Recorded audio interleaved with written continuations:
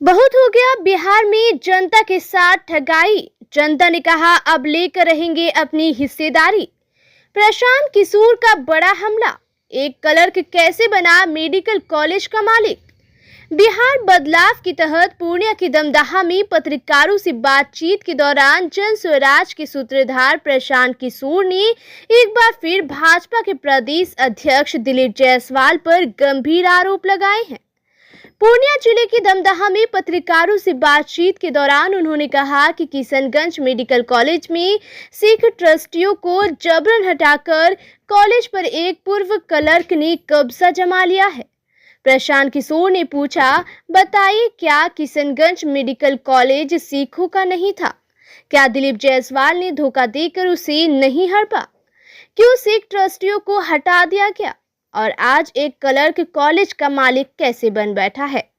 उन्होंने चुनौती देते हुए कहा कि अगर उनके आरोप गलत हैं तो भाजपा उनके खिलाफ मानहानि का मुकदमा करे और उन्हें जेल भेजे, लेकिन अगर उनका दावा सही है तो एनडीए सरकार को इसकी निष्पक्ष जांच करनी चाहिए।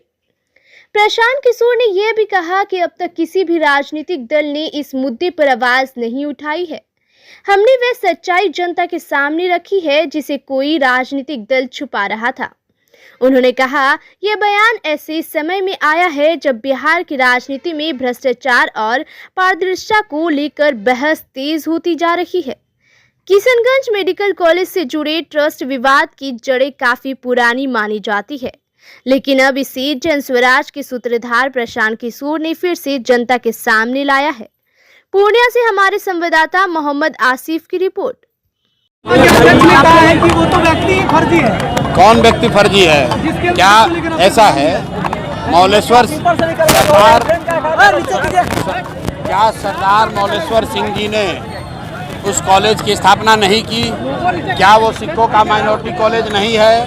क्या उसके ट्रस्ट डीड में ये नहीं लिखा हुआ है कि 2/3 से ज़्यादा लोग ट्रस्टी जो हैं वो सिर्फ सिख ही होने चाहिए?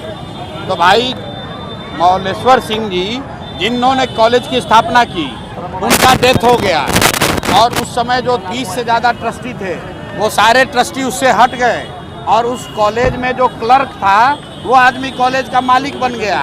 वो कैसे बन गया यही तो पूछ रहे हैं। दिलीप जायसवाल को उसका उत्तर देना चाहिए। कैमरे के पीछे कमरे में भागने से नहीं होगा।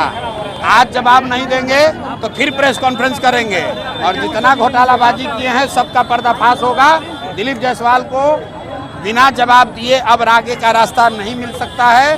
प्रशांत किशोर ने अगर एक बार कहा है कि इस आदमी ने गलती किया है, हमारे पास सारे साक्ष्य हैं, सारे तथ्य हैं जो समाज के बीच में हमने रखा है। अगर हम गलत बोल रहे हैं तो हम पर केस कीजिए, हम पर मानहानि कीजिए, हमको जेल में डालिए, लेकिन अगर गलत नहीं कह रहे हैं तो स्वीकार करो कि तुमने कॉलेज कब्जा किया है, आपने अनियमितता की है, लोगों के साथ धांधली की है। ये दिलीप जायसवाल को आज नहीं तो कल मानना ही पड़ेगा।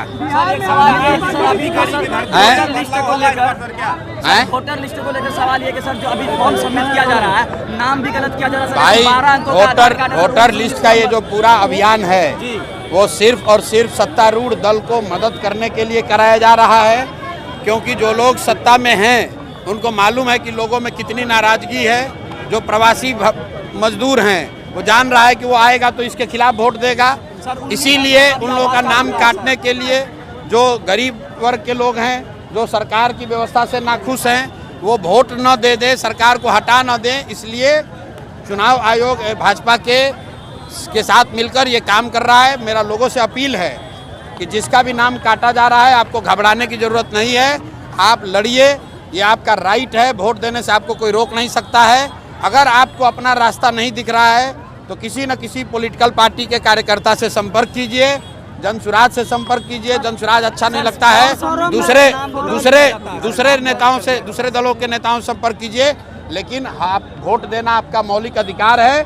चुनाव आयोग के पास ये अधिकार नहीं है कि वो नागरिकता किसी की तय करे। ये सुप्रीम कोर्ट का आदेश है।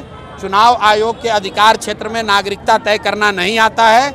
अगर चुनाव आयोग किसी का नाम काट रहा है तो ये गलत है। लोग उसका अपना कागज लेकर जाएंगे, लड़ाई लड़ेंगे, घबराने की कोई बात नहीं है।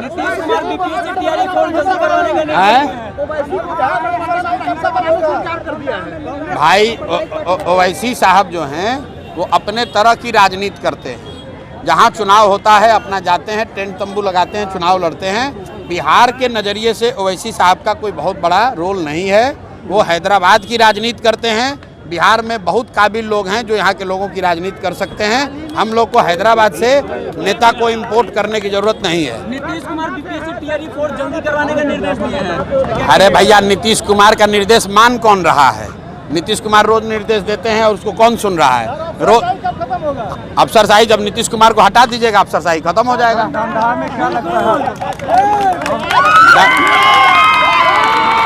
धमदाहा में क्या होगा? आप कैमरा लेकर अभी थे, हमने पूछा कि क्या होगा, लोगों ने क्या कहा? नीतीश कुमार को हटाया जाएगा। लोगों से हमने पूछा मोदी कहने वोट दोगे? लोगों ने कहा बिल्कुल नहीं देंगे।